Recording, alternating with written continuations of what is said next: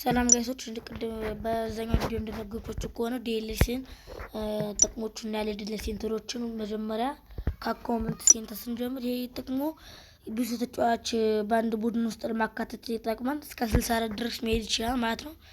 እኔ እስከዚህ ድረስ ገምቼዋለሁ። ይሄ ደግሞ ኮሜዲካል ሴንተር ይባላል።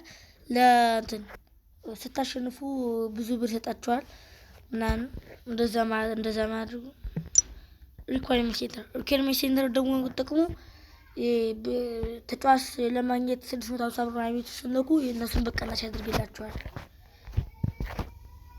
ሜዲካል ሴንተር ደግሞ የሚለው ተጫዋቾቹ የመጎዳት እድላቸውን ይቀንስላቸዋል።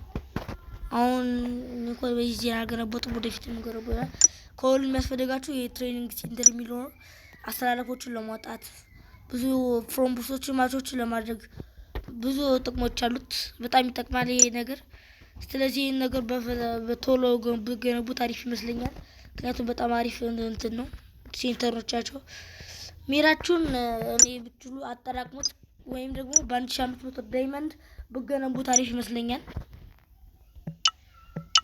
ይሄ አያችሁት ይሄን ሜዳ 51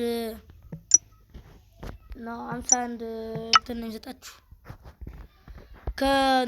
ከስታዲየም ከምገነቡት ተጨማሪ ኮሜዲካል ሴንተርም ብገነቡት አሪፍ ይመስለኛል። የዛሬ ቪዲዮ እና ተጨማሪ ነገር ላሳያችሁ።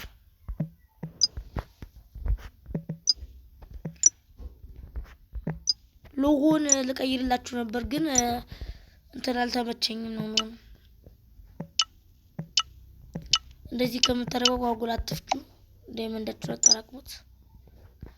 አሪፍ ይመስለኛል። ዳይመንዳችሁ ተጠራቅሙት እንደምትዩት ነው። ስፔሻል ፕሌየሩን ልበላት ትንሽ ይቀረችኝ ይቅናበል።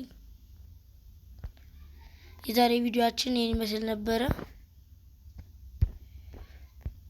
ቻው